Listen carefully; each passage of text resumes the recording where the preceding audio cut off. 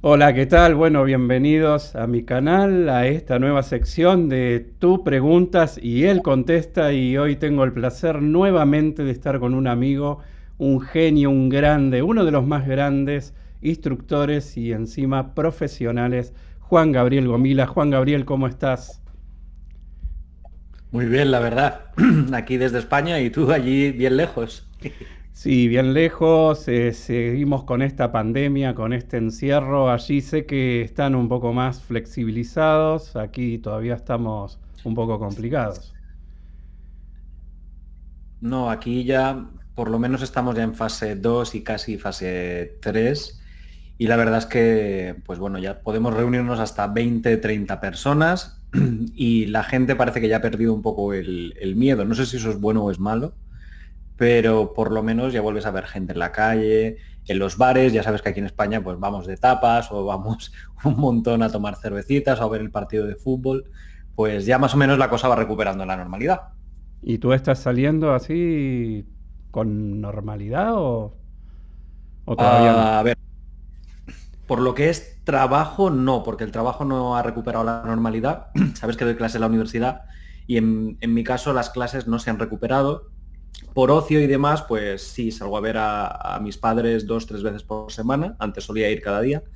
Y aparte, soy músico, como sabes, y los ensayos también se han recuperado para hacer un último concierto antes de cierre de temporada en unas semanas.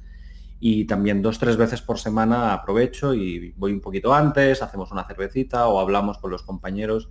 Y la verdad es que se agradece, pero también es raro, porque me he acostumbrado muchísimo a trabajar aquí en casa. Tú ya sabes que viajo mucho y claro, haber podido tener 3 meses de no coger un avión, de no pasar por un aeropuerto, de no tener cambios horarios y demás, me ha permitido un poco poder disfrutar por fin de mi casa, ¿sabes? Porque era un poco raro a veces decir, vale, ¿hoy dónde estoy? Hoy esta no es mi cama, estoy, ¿en qué país estoy? ¿Qué idioma tengo que hablar? ¿Sabes? Era un poco raro.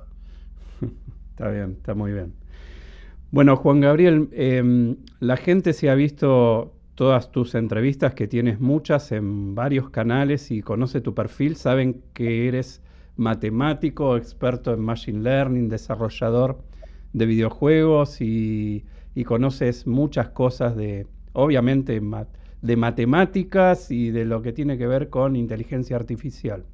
En base a eso hemos hecho preguntas a nuestros miembros del grupo de Face y ellos han dejado bastantes preguntas. Vamos a tener para hacer 2 o 3 videos. Así que espero que estés preparado. Voy a comenzar con la primera pregunta. De Juan Terán, que pregunta si volverás a sacar un curso con Coronado.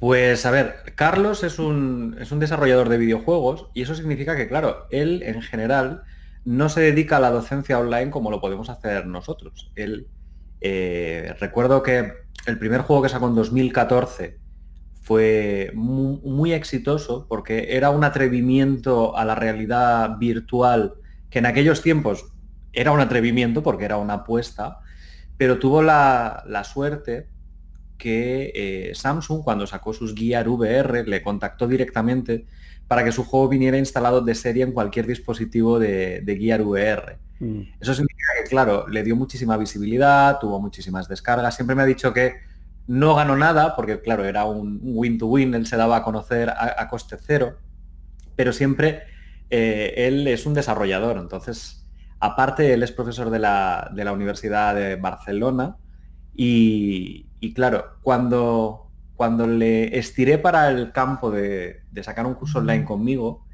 era bastante atrevido en el sentido de que me dice, hostia, es que tú nunca has ocultado tus cifras, no has ocultado tus estudiantes o lo que le dedicas o incluso lo que ganas.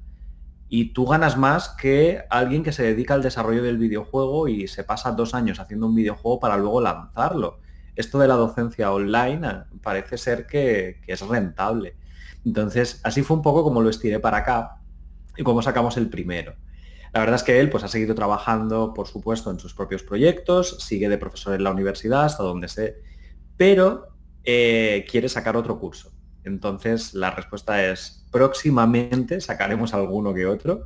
Lo que no te puedo decir cuándo, porque claro, él tiene su trabajo como docente en la universidad y también pues está sacando juegos sobre todo para Nintendo Switch, que cuando salió la Switch empezó a aportar los suyos o a crear alguno de nuevo. Entonces, claro, él sí que se ve un poco más abrumado en el sentido de que tiene que trabajar en el campo. Y eso te quita mucho tiempo, ese es el tema. Cuando uno tiene otras cosas, otros trabajos. Claro, es que claro, cuando nosotros enseñamos una temática en un curso online, parece que es fácil, ¿sabes? Y parece que alguien lo puede llegar a dominar en minutos, cuando realmente, cuando te enfrentas a ello, pues no es tan pautado, no es tan guiado y siempre hay pues problemas en el camino, sobre todo en el punto de vista tecnológico.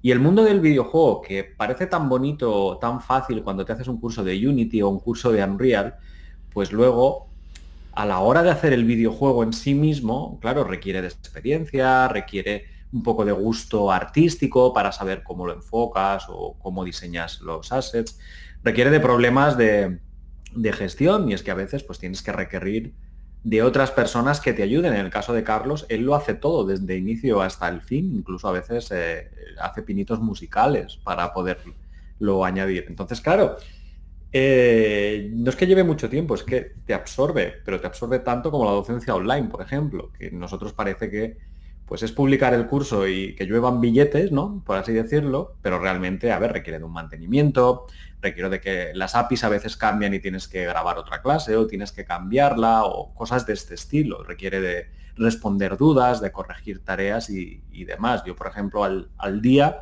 me encuentro entre 100, 120, 150 dudas, tareas, mensajes directos y demás. Y claro, eso es un trabajo bastante duro, tanto o más que el de desarrollar un producto digital como un videojuego o una aplicación móvil o un portal web. Sí, lleva mucho más trabajo que un empleo tradicional, donde uno cumple un horario, tiene metas y aquí no Es, hay horario. es que es muy diferente, claro. Yo hay dos cosas que siempre digo. La primera es que Internet es 24/7, no duerme. Y en el caso de la docencia online, pues si alguien tiene una duda cuando son las 4 de la madrugada de aquí de España, pues se tiene que esperar unas horas hasta que yo despierto y resuelvo la duda si es que no tengo nada más ese día. Y claro, eso es un problema porque significa que es a la que tú creces o tu público crece, de cada vez tu trabajo es más difícil de poder mantener el listón. Es mucho más complicado mantener la calidad o incluso el tiempo de respuesta. Y luego, por otro lado, es que el ser tu propio jefe te da una autonomía que es un arma de doble filo. Yo recuerdo que cuando dejé la empresa de videojuegos en la que estaba, PlaySpace, me encontré con algo que no tenía cuando trabajaba allí y era tiempo. Porque claro, cuando trabajas para otro, quieras o no, tienes un horario. Trabajas de 8 a 5, eso significa levántate una hora más tarde y llega una hora más tarde a casa, más o menos. Eso significa que horas para ti te quedan 2, 3 horas en las que pues quieres desconectar, quieres salir, quieres ir a tomar algo o quedar con los amigos, lo que sea. Ujú. ¿Qué ocurre cuando uno deja el trabajo y empieza a ser su propio Carlos haciendo videojuegos o lo somos nosotros dando docencia online? Pues ocurre que tienes tiempo y a la que tienes tiempo te puedes estructurar, te puedes planificar, pero claro, a la que le empiezas a pillar el gusto y dices, hostia, esto de ser jefe está muy bien, mola mucho, se convierte en tu esclavitud también. Porque yo hay veces que, por ejemplo, pues me pongo a trabajar a las 10 de la mañana y no me doy cuenta y son las 12 de la noche. Me he pasado el día trabajando y digo, coño, hoy no he comido, ¿sabes? Porque es también una especie de vicio. Cuando disfrutas con lo que te gusta, no distingues si realmente es tu trabajo o es tu pasión. Ahora, en la entrevista anterior habías dicho como que en realidad no hacías mucho, pero sabemos que haces muchísimo. Eh, Es que depende muchísimo. Hoy, por ejemplo, solo he respondido dudas y he grabado un vídeo que me ha llevado 10 minutos. Es todo lo que he trabajado, pero también es sábado. Pero sí que hay veces que, pues ahora sobre todo durante la pandemia, que no había nada más que hacer, cuando te quedas sin series en Netflix o cosas de este estilo, pues a lo mejor sí que digo, mira, hago un sprint y en lugar de sacar el curso la semana que viene, lo saco este. Y claro, te empiezas a enganchar, a enganchar, a enganchar y vas sacando, vas sacando, vas sacando, hasta que te encuentras que lo que te he dicho, que son las 12 de la noche y demás.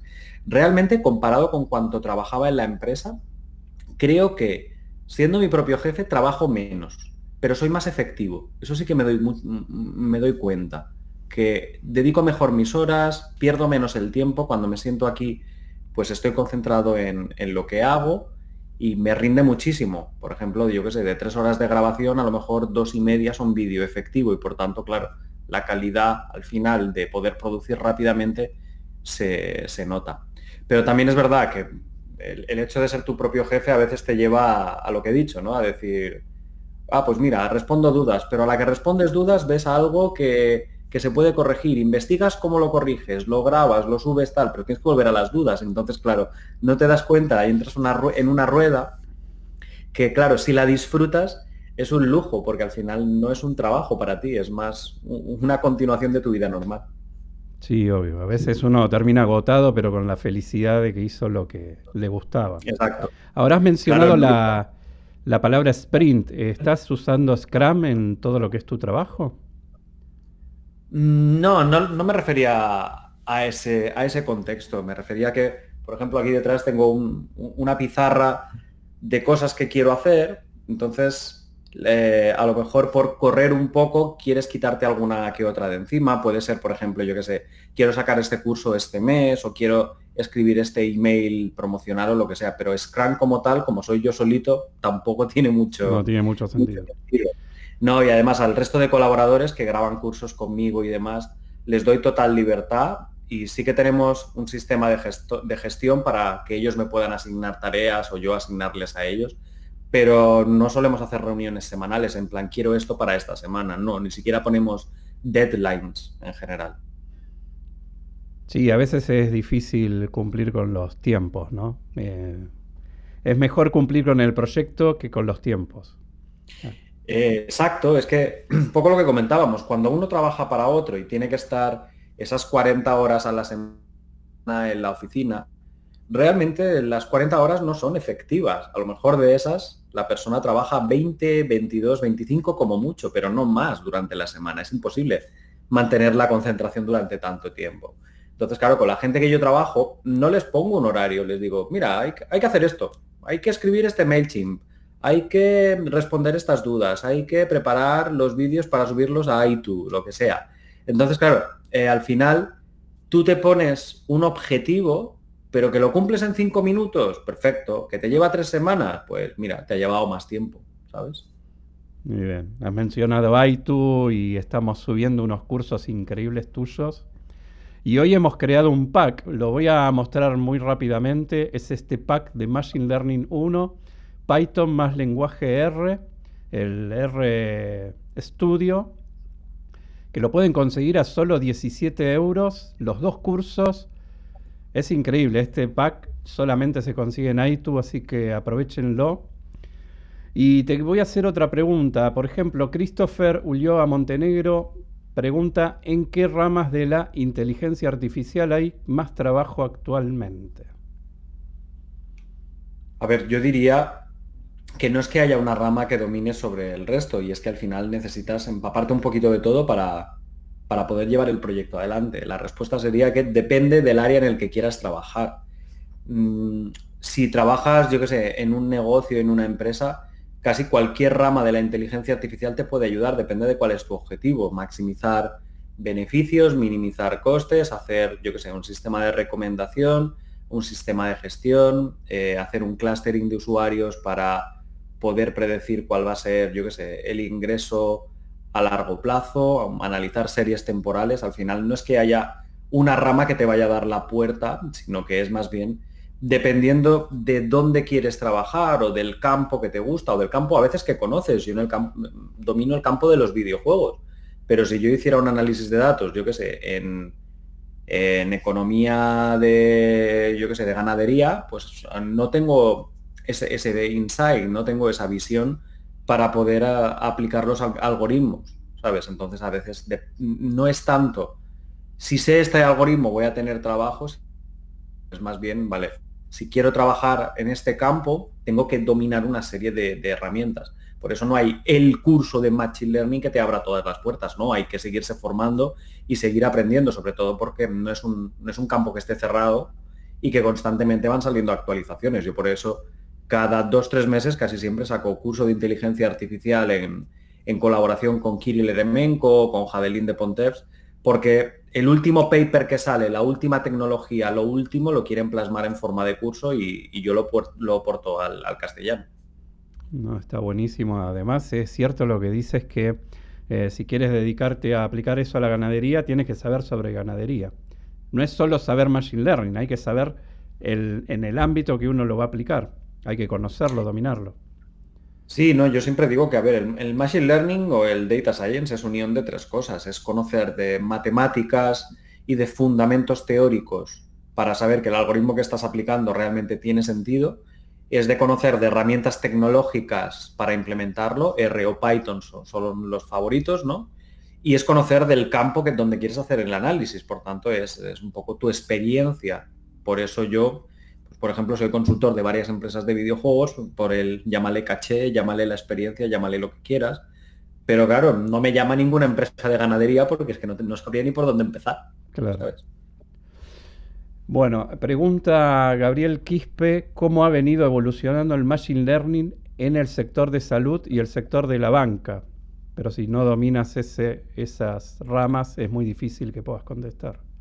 Sí, a ver, es complicado. Lo que pasa es que no es que tal cual está planteada la pregunta, parece que la técnica evoluciona dependiendo del sector y es más bien al revés. Las técnicas son las que son, evolucionan todas juntas, se sacan nuevos papers, se sacan nuevos resultados y es en cada campo que se adapta según las necesidades o se implementa según las necesidades. Se han venido implementando en el sentido de que los sistemas de recomendación en banca, por ejemplo, han llevado a las famosas fintech, aplicaciones como Fintonic o similares, que pues extrayendo información de nuestros gastos ahora nos pueden dar recomendaciones. ¿Quieres gastar menos en la luz? Haz esto. ¿Quieres ahorrarte en gasolina? Te proponemos esta alternativa, cosas de este estilo. Y es gracias a algoritmos de Machine Learning. En el campo de la salud yo creo que es más difícil porque cuando hay vidas de las personas de por medio, cuando hay peligro de matar a alguien, básicamente, necesitan que la solución esté muy probada como para que llegue a salir. Sí que se investiga muchísimo y, por ejemplo, todo lo que son temas de cánceres, análisis de imágenes biomédicas, tomografías y demás, se apoyan muchísimo en esto, pero tal vez no somos tan conscientes porque al final siempre está el doctor el que nos da el veredicto final para no depender de una decisión de una máquina, ¿no? Sería peligroso, sobre todo, a ver, aunque nosotros digamos que un 95% de efectividad es bueno, el humano no muchas veces demanda una segunda opinión y por eso en medicina cuesta más el automatizar este tipo de tareas. Sí que sirven para un primer filtro inicial y de hecho lo hemos visto con el tema del coronavirus y demás, pues que muchas veces la inteligencia artificial nos ha podido ayudar pues a discriminar casos que parecen coronavirus pero no lo son y poder aligerar, sobre todo en el inicio, el gran cúmulo de gente que llegaba a los hospitales creyéndose que tenía la enfermedad y no la tenía,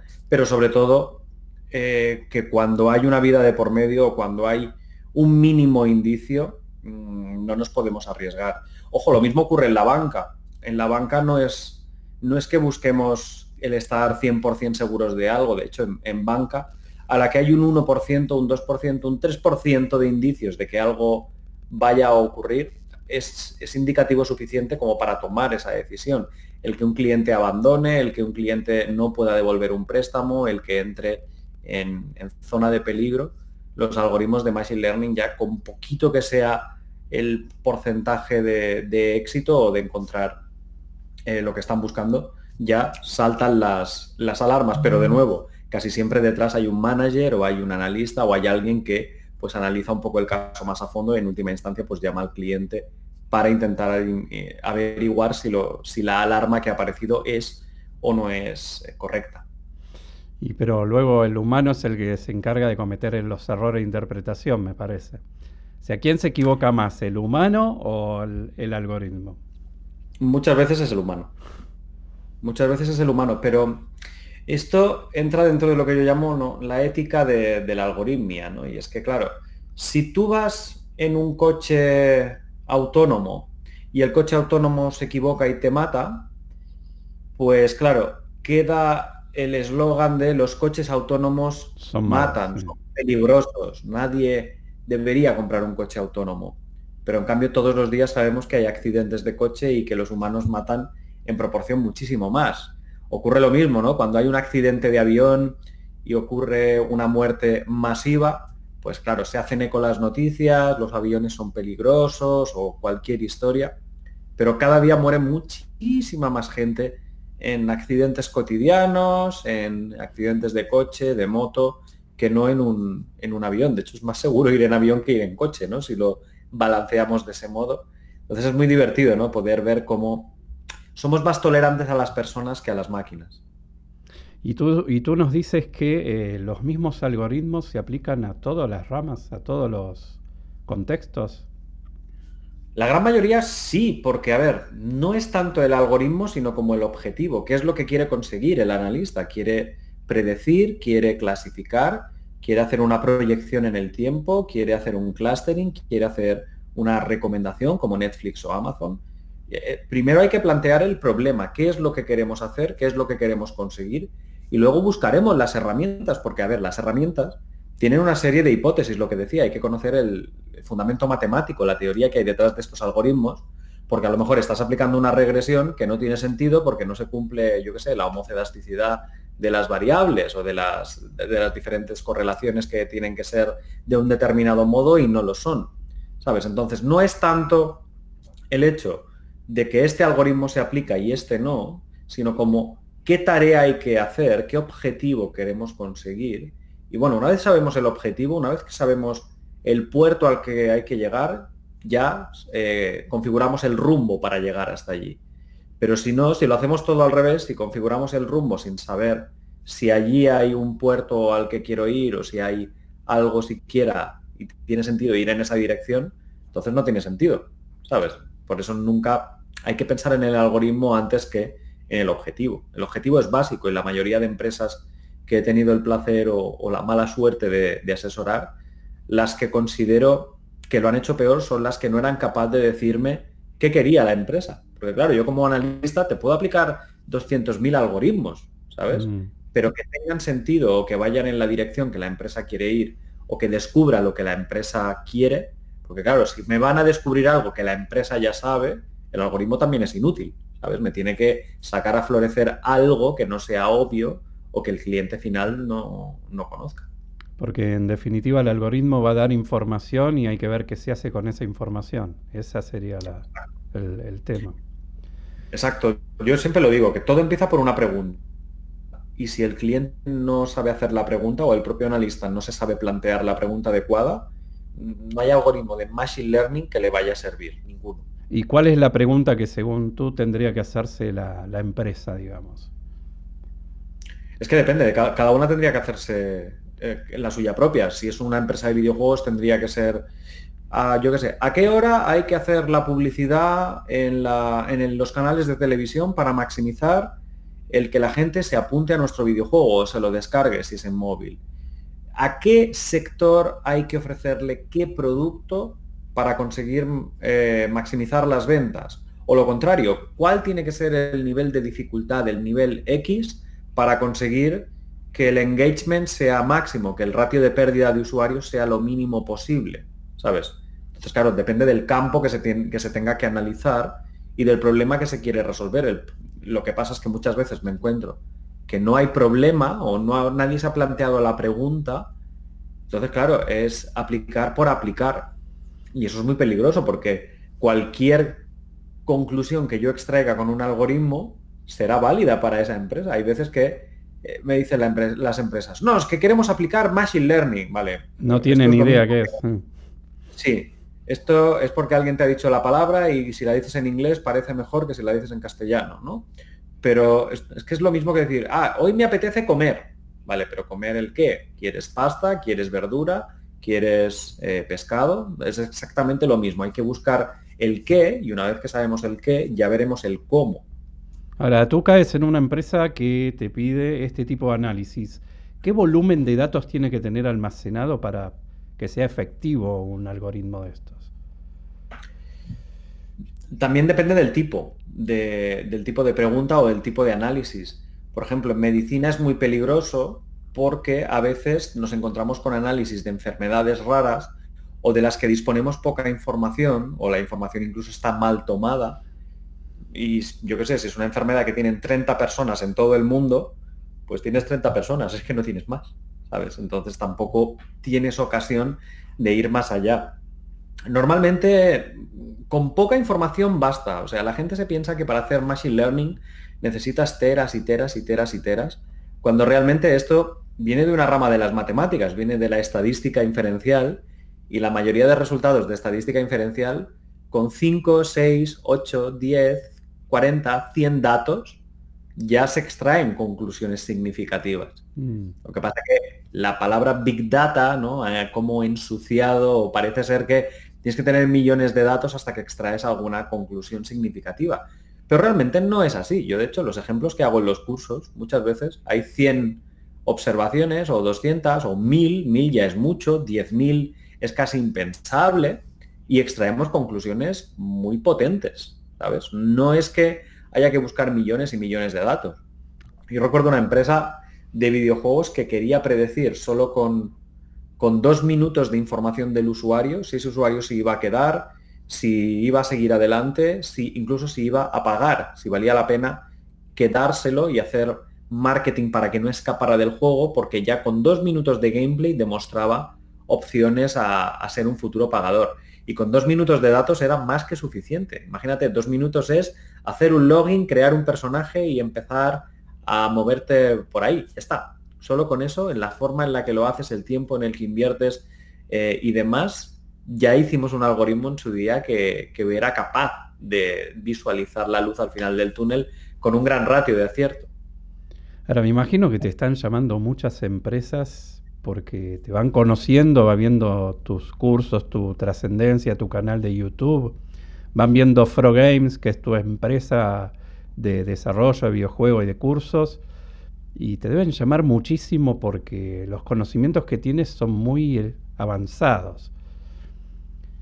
Exacto. Yo, de hecho, es un poco el problema que tengo, ¿no? De que cuando me llaman a mí, no puedo enviar a nadie más que tenga unos conocimientos parecidos o similares, porque quieren que sea Juan Gabriel Gomila el que va a la empresa.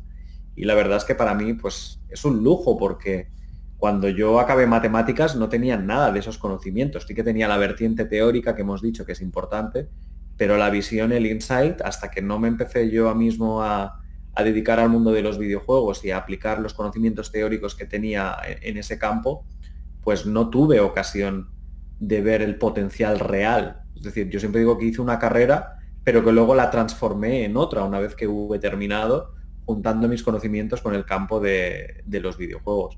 Y en mi caso, por ejemplo, hasta hace 3 años nunca había programado en Python, ¿sabes? Entonces es algo que aprendí, vi todo el potencial que tenía, empecé a explotarlo desde el punto de vista de las matemáticas y de algoritmos que se podían implementar, y a día de hoy, pues si buscas un curso de Machine Learning en Python, siempre te salgo yo por todos lados, ¿sabes? Sí, sí, es cierto.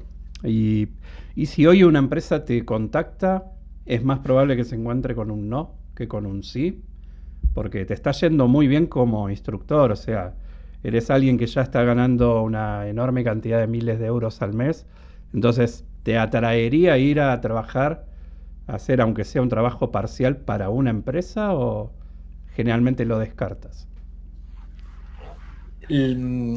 Ahora en día, si alguna empresa me llama, la respuesta es no. Y por un motivo muy simple. No me gusta trabajar para otros, Ujú. porque los otros muchas veces no saben lo que quieren.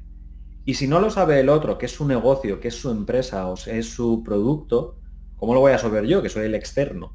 ¿Sabes? Que me contratan para un objetivo. Entonces se encuentran con un no, y de hecho es la razón por la que yo empecé a crear cursos online. Porque después de haber hecho yo un producto para otros, o 2 productos, o 3 productos, me di cuenta que el que está al otro lado no entiende lo que es hacer una aplicación móvil, no entiende lo que es hacer un videojuego, no entiende lo que es hacer un análisis de datos. Entonces, si la persona que lo contrata no lo entiende, mi trabajo es inútil, ¿sabes? Porque cualquier cosa que yo presente va a estar mal desde el punto de vista, porque es que yo pensaba que tal... No. Entonces dije, Juan Gabriel, no vas a trabajar para otros, vas a probar de enseñar a otros para que trabajen para sí mismos, como lo estoy haciendo yo ahora, ¿sabes? Entonces eso fue mi idea original de lanzar mi primer curso en Udemy, el decir, pues no voy a hacer ya aplicaciones móviles para otros, voy a enseñar a que cada uno haga su aplicación móvil. Y de hecho con los años lo he conseguido, me han llamado gente que tenían autoescuelas, que tenían peluquerías y que querían aplicación móvil para concertar cita o lo que fuera. Y les dije, no, yo no te la hago, pero si te haces un curso mío, al final, con los conocimientos, podrás llegar a hacerla. Y con los años, pues, un poco el tiempo me ha dado la razón, ¿no? De que todo el mundo puede aprender a programar o todo el mundo puede llegar a hacer una aplicación móvil o crear un videojuego. Solo es cuestión de invertirle tiempo. Y cuando el producto que creas es tuyo propio, le das mucho más valor, entiendes lo que es la tecnología que hay detrás y entiendes desde un punto de vista que es imposible si tú contratas a otro para que lo haga. Por eso también, si te fijas, casi todos los vídeos los grabo yo, ¿sabes? Hay muchos instructores que subcontratan o que tienen un equipo que graba el material. Yo en mi caso sí que tengo un equipo, pero ellos se dedican más a la creación del contenido, a hacer las transparencias, a buscar los ejemplos, pero los grabo yo, porque la gente al final es un poco lo que te he dicho, ¿no? Sigue a Juan Gabriel Gomila o busca los cursos de Juan Gabriel Gomila, en este caso. No, no es impresionante. Además, lo que pasa es que el otro que te contrata nunca valora tu tiempo y lo que vale tu tiempo. Y siempre te contratan y es para hacer algo muy simple, muy simple. Cuando tú le dices que sí, resulta que lo simple se volvió algo muy complejo, porque no entienden, no saben. Y con esto del machine learning, como tú dices, escuchan esa palabra, se enamoran porque es moda y creen que es mágico, que aprietas dos botones y ya sabes cuánto va a vender el mes que viene, cuando debe tener mucho trabajo que aplicar, ¿verdad? Y no solo esto, sino que es como... Yo recuerdo cuando en 2009-2010 todo el mundo quería tener una página web y hay gente que se ofertaba por $50, por $100 hacer una página web.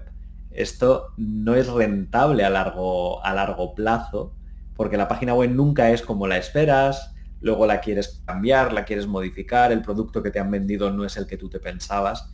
Y claro, es exactamente lo mismo llevado a la máxima escala. Yo de hecho, a día de hoy, de lo único que no suelo decir que no es en el caso de Unity. Como sabes, soy instructor certificado de Unity Ujú. y somos muy pocos. En todo el mundo somos apenas unos 15, 20 instructores oficiales que tenemos el permiso de Unity para movernos a un estudio de videojuegos a hacer formación.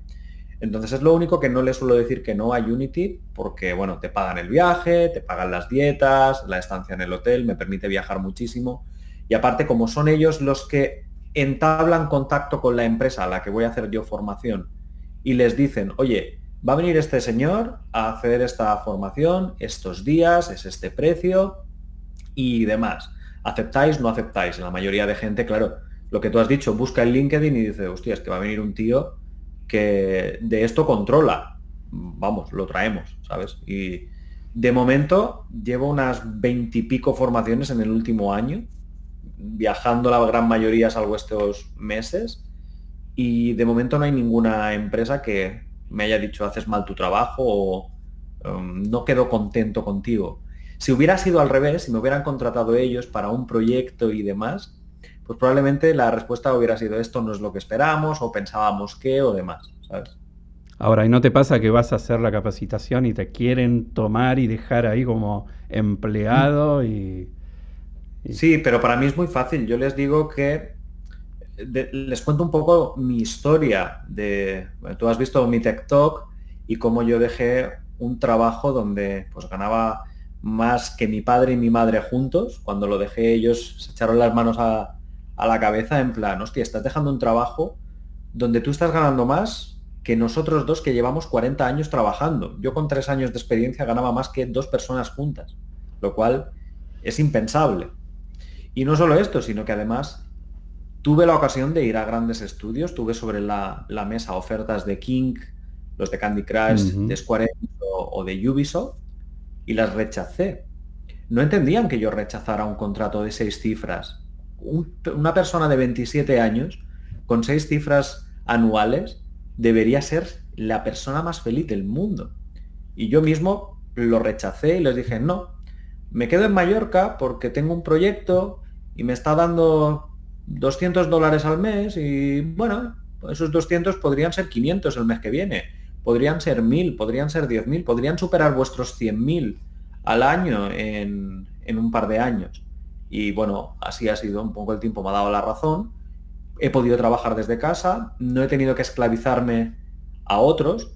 Sí que es verdad que siempre me ha quedado un poco la duda de ¿y qué hubiera pasado si Juan Gabriel hubiera estado en Square Enix o hubiera estado en Ubisoft? Pero yo tuve la ocasión de empezar en una empresa que eran poquitos e ir escalando hasta ser director de producto aquí en Mallorca, en PlaySpace. Y un poco lo que hubiera pasado es lo mismo, hubiera entrado con mucha ilusión, hubiera ido escalando, a medida que escalas y adquieres responsabilidades, pues suele pasar que tocas menos código, haces menos lo que te gusta y haces más gestión, hasta el punto que estás arriba del todo y solo haces gestión y me hubiera cansado y me hubiera ido. ¿Sabes? Has Por tanto, mencionado, una de estas empresas ya directamente lo típico que vas a comer con el CEO o el CEO te invita a comer o a cenar, ya les digo que el contratarme no es algo que esté sobre la mesa y les cuento esta historieta, que si Square Enix no me tuvo por 100.000, pues vosotros no me vais a tener por 200.000 ni por medio millón. que además ya lo estás ganando tú por tu cuenta.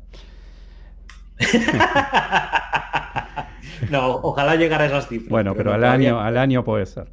Em, Hablando del dinero, Juan Gabriel, ¿qué es lo que más te motiva hoy en día? Porque no ¿Te creo, refieres en torno a la docencia o trabajo o en qué? torno a tu vida laboral que implica muchas cosas hoy en día, ¿no? Esto de las docencias presenciales, docencia en la universidad, docencia en línea, que es creo que donde estás teniendo más éxito. ¿Qué, Ujú.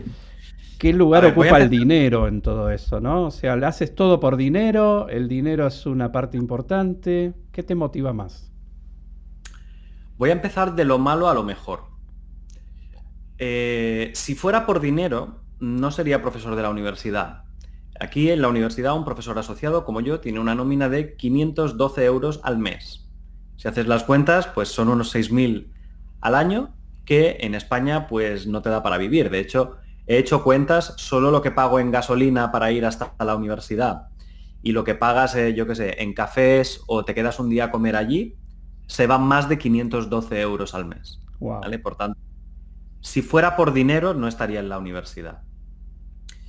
Si fuera por dinero, me dedicaría pues únicamente a lo que me da más beneficio y requiere menos esfuerzo, que a largo plazo pues son los cursos online, evidentemente. Pero también viajo mucho, porque con Unity, aunque no llegue a ganar ni una décima parte de lo que puedas ganar online, pues te da la posibilidad de viajar, de conocer mundo y demás. ¿Qué tienen estas tres cosas en común? El conocer a gente que te valora por lo que eres. En la universidad tengo la ocasión de conocer a gente que pues a veces entra a hacer una carrera y que no está muy seguro de lo que está haciendo y que un poco le motivas, le das esa visión, le regalas un curso online y te dice, hostia, es que nunca me había pasado encontrarme con una persona así, que te enseñara que las matemáticas sirven para algo y que incluso te regalara un curso para que puedas seguir avanzando. Es todo lo contrario, ¿no? Hasta ahora mis conocimientos eran para pasar un examen. Los tuyos no son para pasar un examen, es para enfrentarte el resto de tu vida. Y de hecho ahora lo he notado mucho porque las clases en la universidad han sido todas online y mis clases online se han basado en mis cursos. Yo ya tenía mis clases grabadas y la gente desde el primer día de confinamiento sabía exactamente el material que había que consumir, los vídeos que había que hacer y el día que tendrían el examen basándose en eso. El resultado ha sido que la tasa de aprobados ha sido del 97%, cuando normalmente es de un 50 a un 60. Entonces, claro, el nivel de motivación ha sido mucho más elevado. Lo mismo con las empresas, un poco lo que te he comentado, el que yo vaya allí, que en principio, un tío de Mallorca, quién puñetas va a ser y demás, y que después de 2 o 3 días acabes cenando con el CEO o que el propio equipo pida unas cervezas o pida una pizza para celebrar la formación contigo, es que realmente han valorado lo que ha sido tu trabajo en esa empresa solo por 3 días en formación. Y en el caso del online ocurre un poco lo mismo. Es decir, a la que yo veo que un curso baja de las 4 estrellas y media o 4,4, me planteo si realmente es que yo no tengo el nivel para enseñar eso, o lo he hecho mal, o puedo mejorar, o busco a alguien que me pueda ayudar a hacer unos mejores materiales, unos mejores ejemplos, o incluso descarto seguir en esa temática y busco otra. La ventaja de un poco estar en tecnología es que no es tanto el lenguaje que sabes, sino cómo lo aplicas, ¿no? De nuevo, no vuelve a ser dónde quieres llegar, y una vez que sabes dónde quieres llegar, el medio que utilizas para llegar a él, ¿no? Es exactamente lo mismo. Por tanto, la respuesta sería que no. De hecho, si alguien está por dinero en esto, yo se lo hago reflexionar. Mis colaboradores, yo siempre les digo, oye, ¿y por qué te quieres meter en el sector de la docencia online? ¿O por qué quieres sacar un curso conmigo? Si lo primero que mencionan es el dinero o demás, les digo que probablemente no vayan a tener éxito. Porque si tu meta es, yo qué sé, llegar a ganar 2.000, 5.000, 10.000 y no piensas en todo lo que hay detrás, tienes un problema. Yo en mi caso, es importante, no lo pondría en el top de prioridades, sino que es algo que viene a largo plazo. Un poco lo que te he dicho, cuando yo dejé la empresa de videojuegos, dejé 60.000 y pico de euros anuales porque ganaba 200 haciendo un curso, ¿sabes? Era inverosímil, todo el mundo decía que me equivocaba, que me quedara con el trabajo, que por Dios, tener un trabajo fijo y cobrar esa cantidad no ocurría, y menos a un chaval de 27, 26 años tenía, ¿sabes? Entonces, si hubiera sido por dinero, me hubiera quedado allí, probablemente seguiría allí. Fue más por esas ganas, esa iniciativa, el que el otro te valore, el que te llamen, que a mí me pasa mucho, para ir a dar una conferencia a México, a Colombia, a Bolivia, a donde sea, ¿sabes? He podido viajar un montón porque los propios estudiantes y la gente que me conoce pues pide a las universidades, por favor, pero traigan a Juan Gabriel y que dé una charla, que dé un taller, que se quede una semana con nosotros, le hacemos el tour, lo que sea, ¿sabes? Es un poco la motivación. Wow. Me acuerdo en la entrevista anterior que te pregunté cuántos alumnos tenías y era ciento y pico de 1000, ¿no? Y nos agarrábamos la cabeza. Ahora has superado los 200.000 alumnos. Lejos, creo. ¿Cuántos tienes más o menos? En Udemy le faltan nada, son 196.000, pero si juntas las plataformas en las que estoy, Platzi y demás, probablemente son ya 220, 230.000. Wow, una bestialidad. Sí, no, además, en los últimos 6 meses ha sido una locura. Sí. Yo llegué a los 100.000 a final de noviembre y ahora pues es medio año después que he duplicado o multiplicado por 2 y poco el número de estudiantes. Y no solo esto, las valoraciones, las temáticas en las que me he expandido y sobre todo el que la gente al final es quien pone la etiqueta.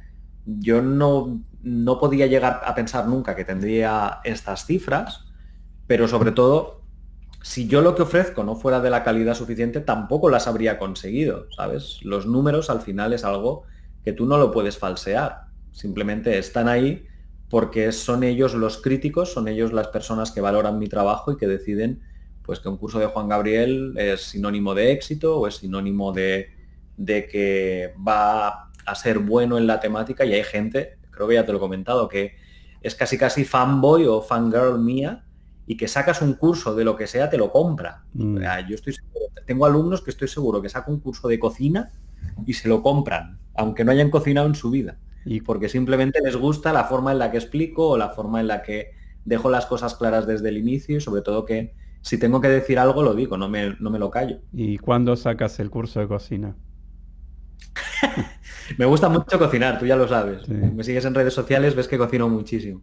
No sé, a lo mejor cuando me canse de la tecnología o cuando quiera dar un respiro, hay cosas que me gustaría publicar. Hay un curso de emprendeduría o de cómo levantar tu empresa desde cero, que me gustaría mucho, porque sería compartir mi experiencia de los últimos años. Y es que aquí en España al menos, pues el poder levantar un negocio y mantenerle durante tanto tiempo, 5 años es mucho tiempo, se considera ya un caso de éxito. Y aquí lo noto mucho. Cuando me llaman para hacerme una entrevista o lo que sea es por haber sido capaz de emprender y de sacarlo adelante en un país que te estruja por todos lados pagando Ah, impuestos, sí. pagando seguridad social y demás, ¿no? Entonces, yo creo que un curso de emprendeduría sería interesante, o el de cómo vivir de los negocios online, o cómo ser tu propio jefe, porque a veces uno no se lo ha planteado. Ser tu propio jefe es muy difícil, porque cuando trabajas para otros siempre puedes echarle la culpa a alguien más o siempre tienes un pequeño equipo en el que respaldarte. Cuando eres tú contra ti mismo, si la cagas eres tú. Y si lo haces bien eres tú, pero es más probable que lo hagas mal que no que lo hagas bien. Y esto es algo que, pues tal vez en el futuro sacaré, y por supuesto uno de cocina, ¿eh? ¿Y de Tendré música? que poner todos los platos sobre la mesa. ¿Y de música? Pues mira, es algo que hasta hace poco ni se me había ocurrido. Y es que sí, yo soy pianista. Yo por las mañanas iba a clase de matemáticas y por las tardes me iba a clase del conservatorio a estudiar piano y demás. Hay algo que me gusta más que tocar, que es componer. Yo me especialicé en los últimos 2 años en la composición, leí muchísimo, investigué muchísimo y tomé asignaturas específicas para aprender a componer. Y tal vez sería algo que me gustaría en el futuro. Porque también hay que pensar que no hay tanta gente que quiera aprender este tipo de conocimientos que no como tecnología. Entonces, claro, hacer un curso para llegar a 10 personas en todo el mundo requiere de mucho esfuerzo para que luego la gente pues no lo valore. Pero tal vez en el futuro podría serlo. Ya te digo que es un tema que me gustaría, porque además tiene muchísimo recorrido, desde enseñar a tocar el instrumento, aprender a leer partituras, aprender a componer, hacer una fuga, escribir como Beethoven, como Bach, a imitar el estilo de otros, sería tal vez algo a tener en cuenta. Incluso hay uno que sí que me gustaría sacar en el futuro, es el análisis de las obras musicales de videojuegos. Y es que los videojuegos son a veces una auténtica obra de arte desde el punto de vista musical Ujú. y que hay autores que realmente merecen su mención y merecen el desgranar esa obra para ver cómo realmente pues marca un antes y un después en lo que es la música de videojuegos. Yo recuerdo que autores como Nobuo Uematsu o el compositor de Castlevania y demás han marcado un antes y un después en la forma de entender la música para videojuegos, hasta el punto que se componen auténticas fugas, auténticas óperas incluso para un videojuego. Y es algo que realmente me haría ganas en el futuro. Pero de nuevo, vuelve a ser algo muy específico. Si lo hago tiene que ser o bien porque la gente lo pide y dice, oye, sí, pues estaría bien una temática así, así por lo menos no programas y te evades, porque si no, claro, sacar un curso para que lo vean 10 personas que a lo mejor están interesadas por la temática como lo estoy yo, tampoco me valdría la pena en este caso. ¿Cuál es la similitud que encuentras entre la música y la matemática? Porque creo que están más ligadas que lo que uno cree. De hecho, lo es hasta tal punto que los orígenes de la música es en Pitágoras y en este tipo de matemáticos haciendo experimentos con cuerdas, cortándolas por la mitad, tensándolas más, tensándolas menos. Hoy en día, pues la música es matemática, la respuesta es sí. A ver, la composición en sí misma o la estructura que tiene una pieza musical no dejan de ser simetrías, giros, transiciones, escalados a lo largo o a lo ancho, operaciones matemáticas para suene bien, que suene bonito. Y desde el punto de vista de la informática, pues cualquier pieza que esté dentro de un ordenador, al final de cuentas son frecuencias guardadas en forma de transformadas de Fourier y que nosotros vemos en el espacio del tiempo o en el espacio de frecuencias para luego tunearlas, ajustarlas, el famoso autotune y demás, y que queden bonitas. Al final, todo lo que te estoy contando son matemáticas, ¿sabes? Entonces están muchísimo más relacionadas de lo que parece, y el ejemplo claro de ello es que cuando escuchamos una canción muchas veces nos gusta más o menos dependiendo de la estructura que tienen los acordes. Y esa estructura al final son relaciones matemáticas, son transformaciones de un lugar a otro, como lo podría ser jugar a un videojuego que nos engancha porque hacemos una serie de movimientos. Es exactamente el mismo concepto detrás de todo esto. Eso explica por qué Beethoven, siendo sordo, componía, ¿verdad? Sí, de hecho, a ver, siempre se hace como una paradoja, ¿no? En el sentido de que era sordo y componía, pero realmente Una vez que llegas a entender la música, ver una partitura es escucharla. Y ocurre muchas veces que ves algo y ya sabes cómo suena o intuyes el carácter y demás. Yo incluso durante mis años de conservatorio tuve una asignatura donde el objetivo era ser capaz de ver una partitura e interpretarla sin haberla estudiado antes. Entonces, claro, el leer las notas, el darle el carácter, el darle el énfasis, el estilo, es algo que llegas a aprender a base de ver las obras de otros. Es un poco como componer videojuegos. Ah, yo quiero hacer el próximo Dark Souls. ¿Por qué? Porque has visto Dark Souls y te gusta. Entonces es exactamente lo mismo. Es yo quiero componer de este estilo o del otro y eso te influencia un poquito de cara al futuro. Muy bien. Qué bárbaro. Tenemos para hablar muchísimo, Juan Gabriel, ¿eh? Igual en lugar de 2 o 3 son 7 u 8. Sí. Así que bueno, vamos a hacer la última pregunta de este primer video. Van a haber varios videos que tranquilos que van a ser subidos todos al mismo tiempo, pero para que no hacer un video de 3 horas. La última pregunta es de John Alan Chuquispuma, que pregunta, bueno, dice experiencias propias aplicando la inteligencia artificial en la robótica como procedimientos. ¿Cómo fue el proceso y cómo concluyó todo el proceso de aprendizaje en el proyecto? ¿No has hecho robótica o sí? Yo personalmente no, pero sí que tengo la suerte de trabajar con Javelin de Pontevs, que es un expertísimo en inteligencia artificial y que de hecho los últimos cursos los aplicamos a robots inteligentes que necesitas que caminen, que se aguanten de pie o que completen cierta tarea. En este caso yo no tengo la experiencia en este campo, pero sí que he podido aprender muchísimo de cómo lo hace él y cómo lleva a cabo esos algoritmos y demás. Al final el campo de la robótica no es tan diferente como lo pueda ser el de la medicina o lo puedan ser el de los videojuegos. Y es que al final esto de la inteligencia artificial está casi en pañales, como aquel que dice, y si habéis visto el gráfico de Quora, donde se compara el nivel de inteligencia de los ordenadores y el de los humanos, se cree que el de los ordenadores está creciendo exponencialmente y que más o menos por allá por 2050 y pocos será igual de inteligente que un humano y que lo que tenemos ahora entre manos es un cerebro de una rata.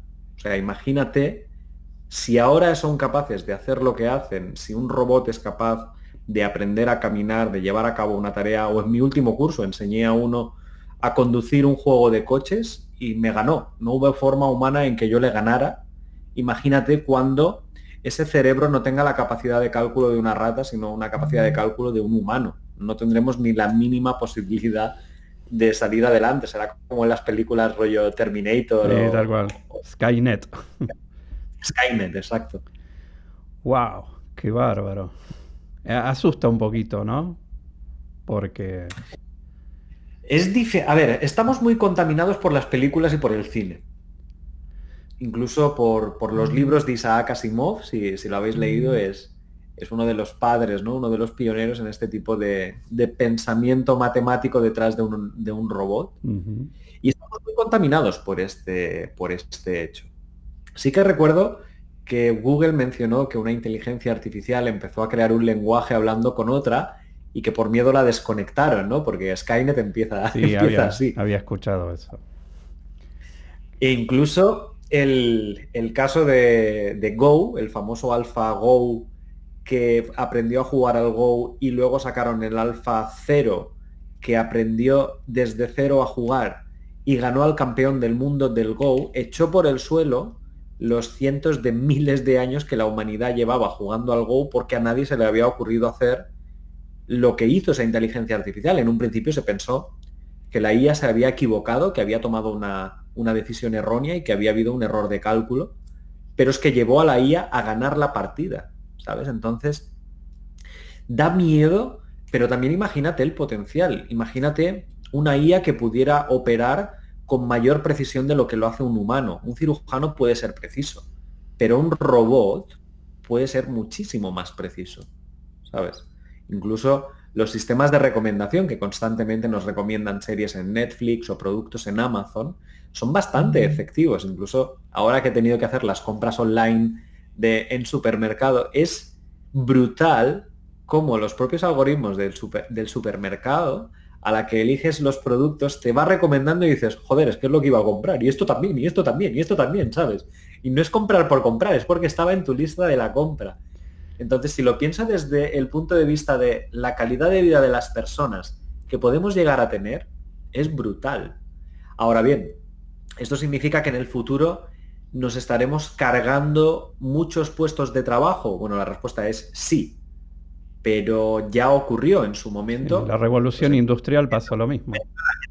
Vivía de las minas, vivía del carbón, Ah, y a la que se inventó la máquina de vapor o surgió la revolución industrial que automatizó todas esas tareas tan arduas, pues tuvieron que cambiar la forma de actuar. Incluso es algo que no sé si lo has pensado nunca, pero en los años 60, 50, 60, no existían los gimnasios, porque la gente trabajaba arduamente y no engordaba, no era un problema.